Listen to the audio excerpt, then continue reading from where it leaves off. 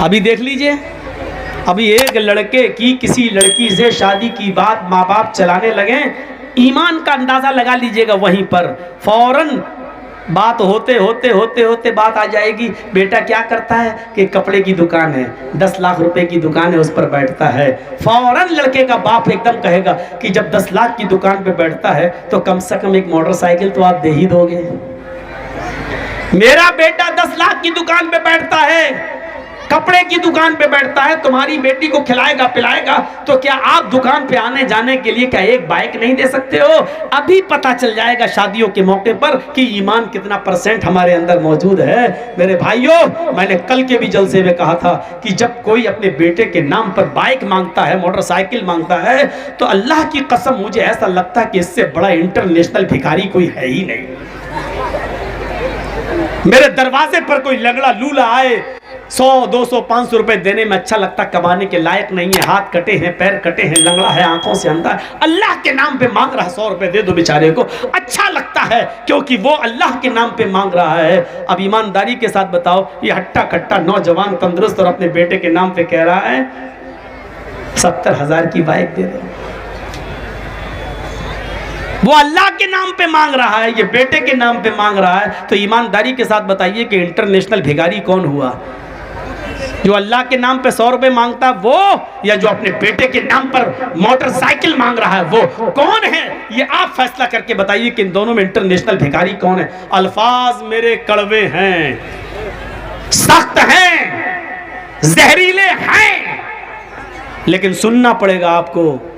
माफी नहीं मांगूंगा मैंने भीख मांग ली शेरवानी का दामन उठाकर अपनी कौम के लिए, लेकिन यहां मैं गलत नहीं हूं। मैंने कहा है इंटरनेशनल भिखारी, मैं अपने जुमलों पे कायम हूं, इसके लिए मैं आपसे माफी का चंदा नहीं मांगूंगा कि माफ कर दो। नहीं, क्यों मांगे? हमने कोई गलत बोला है क्या? हो तो हो इंटरनेशनल भिखारी, मैं क्या करूं? अपने बेटे के नाम पे मांगोगे और हम आपको भिखारी भी ना कहें? वाह साहब, बारात आ रही है साहब, 400 और 500 आदमी बारात में जा रहे हैं। ईमान देखिए हमारा, 400-500 आदमी लड़की वाले से कह रहे हैं साहब हेलो 400 आदमी की बारात जा रही है। अच्छा, लड़की का बाप मजबूर है, अच्छा ठीक है, सुनो दहेज में 2-3 आइटम कम दे दोगे चलेगा, लेकिन खातरी में कमी नहीं होनी चाहिए, हमारे मेहमान की मेहमान नवाजी अच्छी होनी चाहिए। जानते हो इसका मतलब क्या है?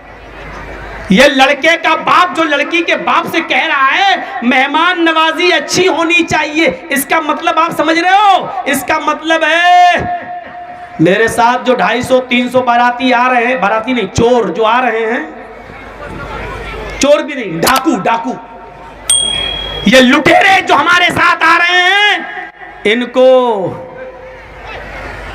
छोटा बड़ा नहीं चलेगा, छोटा देना, मतलब मुंह से नहीं कह रहा, मुंह से इतना कहा खातरी अच्छी कर देना, जहेज में 1-2 आइटम कम दे देना चलेगा, लेकिन खातरी अच्छी कर देना, मेहमान नवाजी अच्छी। ये इस अच्छी में बहुत सी चीजें छिपी हुई है, यानी बड़ा नहीं चलेगा, छोटा देना, पोल्ट्री नहीं चलेगा, देसी मुर्गा चलेगा, वो देना, 1 आइटम नहीं चलेगा, 5-6 आइटम देना। इस अच्छी में ये सारी चीजें छिपी हुई हैं, और इन लुटेरों का पेट भरने के लिए उस लड़की का बाप कहां से बेचारा कर्जा लेता है, और आपको एक टाइम अच्छा खाना खिला देता है। अच्छा खाने का मतलब समझ गए ना?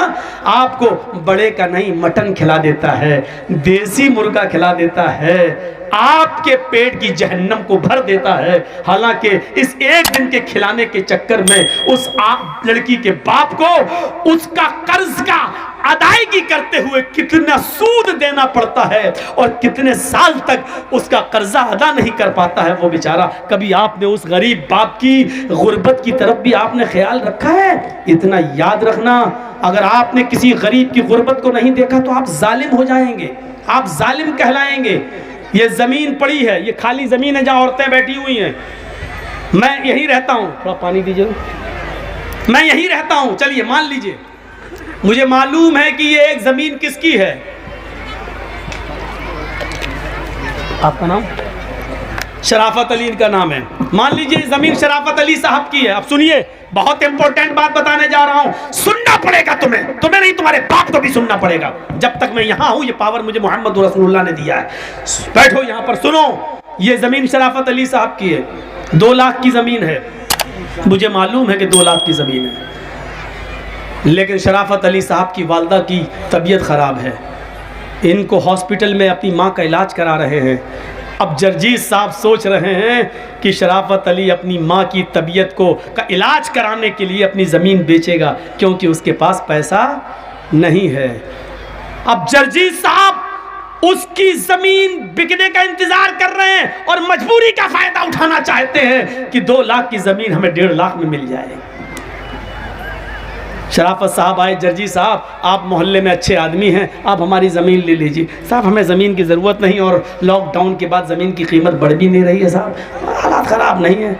साहब ले लीजिए, मेरी माँ की तबीयत ख़राब है। ओह अच्छा, वालदा की तबीयत ख़राब है, हाँ ठीक है, अगर 1.5 लाख रुपए में देना तो दे दो, क्योंकि ज़मीन की कीमत बढ़ तो रही नहीं है। मालूम है कि 2 लाख की है, लेकिन शराफत अली साहब मजबूर हैं और ये अपनी माँ का इलाज कराने के लिए वो ज़मीन 1.5 लाख रुपए की दे देते हैं। हमने 1.5 लाख लगाया, इन्होंने 1.5 लाख दे दिया, लेकिन जर्जीज को मालूम है कि वो ज़मीन 2 लाख की है। अल्लाह की कसम, हम इसके बावजूद बेईमान हैं, चाहे सौदा करके ही हमने क्यों ना लिया हो, क्योंकि हमें मालूम है कि वो 2 लाख की ज़मीन है। हम हक मार रहे हैं, हम मजबूर की मजबूरी का नाजायज़ फ़ायदा उठा रहे हैं। और इस्लाम ये कह रहा है कि तू चाहे कितनी नमाजें पढ़ ले, चाहे कितने रोज़े रख ले, लेकिन तूने अपने मुसलमान भाई के ऊपर जुल्म किया है, अल्लाह की कसम तेरी नमाज कबूल नहीं होगी, तेरा रोज़ा कबूल नहीं होगा।